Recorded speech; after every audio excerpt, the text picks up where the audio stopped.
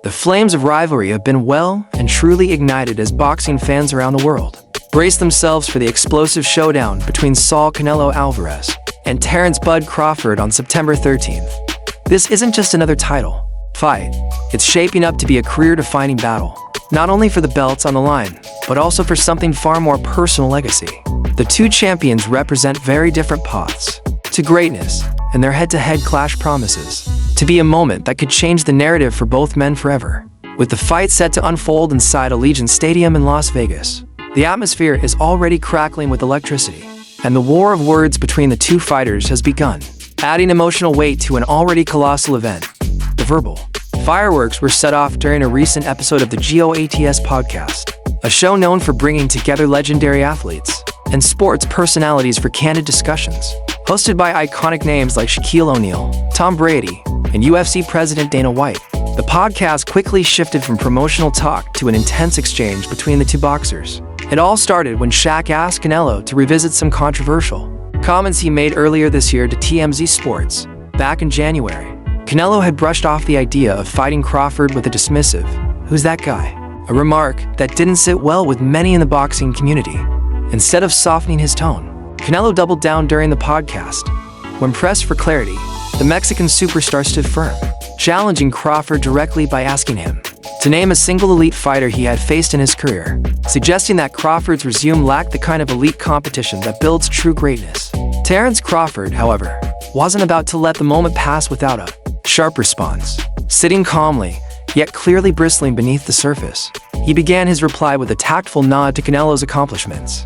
Crawford acknowledged that Canelo had a great resume and had fought a lot of great champions over the years. But then came the shift, the subtle pivot that reframed the conversation entirely. Crawford pointed out that many of the champions Canelo beat were no longer in their prime when they fought him. At the age that he fought them, Crawford explained, they was already on a decline. Some of them, and when he didn't, you saw what happened. With that one line, Crawford flipped the narrative. He wasn't denying Canelo's accomplishments, he was suggesting that timing played a critical role in those wins, and that perhaps Canelo's dominance wasn't quite as ironclad as it appeared on paper. Not content with just questioning the timing of Canelo's victories, Crawford then began a more targeted critique of specific fights in Canelo's past. He pointed to two high-profile examples where Canelo attempted to rise above his weight class and make boxing history only to fall short. The first was Canelo's 2013 bout against Floyd Mayweather Jr., where the young Mexican was handed a clinical boxing lesson by one of the sport's greatest defensive minds.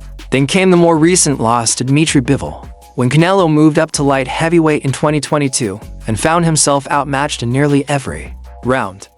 When Canelo tried to be great, like I'm doing now, he came up short, Crawford said, drawing a direct comparison between his own ambitions and the times Canelo has faltered. It was a stinging comment designed to expose the vulnerability of a fighter many consider untouchable. Crawford didn't stop there. In fact, he dug even deeper into Canelo's record, highlighting fights that have long been debated within the boxing world. One such example was Canelo's controversial 2014 split decision victory over Erislandy Lara, a slick Cuban boxer who gave Canelo all kinds of trouble with his footwork and defense. "I thought Lara beat him," Crawford said flatly, aligning himself with those who have questioned the decision for nearly a decade. He also mentioned Jermall Charlo, one of Canelo's more recent opponents, suggesting that even Charlo, who was moving up in weight and hadn't fought in over 2 years, managed to give Canelo problems. Each comment was deliberate. Crawford was carefully dissecting the myth of Canelo's invincibility, highlighting moments of struggle and controversy that paint a more complicated picture of the reigning champion's legacy. As the build-up to the September 13th showdown intensifies, Crawford has made it abundantly clear that he's not stepping into the ring just to be part of a spectacle. For him, this fight is personal. It's about proving a point to Canelo, to the fans, and to the sport itself. "I've got the style, I've got the skills, I've got the heart," he said with quiet confidence. "And I'm not going to sit around and play no games with Canelo." That declaration wasn't bluster, it was a promise. Crawford is known for being a technician in the ring, someone who dissects his opponents with precision, patience, and purpose. But beneath that cool exterior is a fighter with a fire burning inside. He sees this fight as his opportunity to take everything Canelo represents: his fame, his power, his perceived dominance, and turn it upside down. To close his remarks, Crawford delivered what may go down as the most impactful line of the entire exchange. "Canelo has never faced anyone like me, It wasn't just a statement of confidence, it was a warning. Crawford believes that his combination of timing, intelligence, and adaptability makes him a unique threat, one unlike anything Canelo has encountered in his long and decorated career. And that belief isn't just built on bravado, it's rooted in a track record of dominance across multiple weight classes and an undefeated record that speaks for itself. With each word, Crawford was crafting the story of a man who isn't just looking to win, he's looking to change the conversation, to step out from the shadows and into the spotlight as the pound-for-pound king. As fight night draws near, the tension will only rise, and the anticipation will reach fever pitch. What began as a war of words is now a countdown to one of the most important fights in modern boxing history. What makes this confrontation even more compelling is the collision of two distinctly different paths to greatness. Canelo Alvarez has built his legacy on sheer longevity, facing a wide variety of world champions, often fighting 2 to 3 times a year, and gradually rising through the weight classes to become boxing's most bankable global superstar. His resume includes names like Gennady Golovkin, Miguel Cotto, Sergey Kovalev, and Caleb Plant, fighters with world titles, fan bases, and reputations of their own for years. Canelo has carried the sport on his back, especially within the Mexican boxing community, and he has built a reputation for taking on all comers. But for every peak he's climbed, there's also been scrutiny, whether it's whispers of favorable judging, cherry-picking opponents, or struggles against slick fighters who didn't stand still. Now, with Crawford standing across from him, that legacy is being challenged in a way it hasn't been before.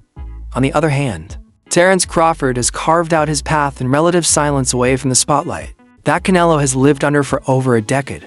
He's the kind of fighter who lets his fist do the talking, amassing an undefeated record while cleaning out multiple divisions, from becoming the undisputed champion at 140 pounds to moving up and defeating elite welterweights like Errol Spence Jr. Crawford has built his reputation through dominance, but he's long battled the narrative that he hasn't faced the same caliber of opposition as Canelo. Much of that has to do with boxing's promotional politics, which have kept major fights from being made. Crawford has fought under different networks and banners, and that's meant years of being sidelined from the biggest stage. Now, with this mega fight secured, he finally has the chance to shut down the doubters and show the world that his greatness was never conditional on popularity or promotion, it was always real. What also adds fuel to the fire is how personal this rivalry is starting to feel. This isn't just two men meeting for a championship, it's about respect, ego, and history. Crawford clearly feels slighted by Canelo's dismissive remarks, and he's using that disrespect as fuel. There's something different in his tone, more edge, more fire. It's not just about winning, it's about dismantling the myth of Canelo. Meanwhile, Canelo, who's used to being the alpha, the aside in every promotion, now finds himself having to defend his position not just with punches, but with words. Crawford's sharp critiques have put him on the back foot, forcing him to respond. This back and forth isn't just promotional noise, it's a psychological battle. A pre-fight chess match where every quote, every facial expression, and every pause matters. As fans analyze every second of footage, every interview clip, and every press appearance, the excitement continues to build. Allegiant Stadium is expected to be sold out on fight night, with tens of thousands in attendance and millions more watching around the world. This is more than a boxing match, it's a cultural event. Mexico versus America, power versus precision, fire versus ice. And at the center of it all are two men whose legacies hang in the balance. A win for Canelo would silence critics and reinforce his status as the undisputed face of boxing. A win for Crawford, on the other hand, would be historic. It would make him the first man to defeat Canelo at super middleweight and potentially vault him into the top spot on pound-for-pound list around the globe. In the end, boxing is a sport defined by moments. It's the dramatic knockouts, the impossible comebacks, the one-punch shocks, and the 24 rounds of brutal artist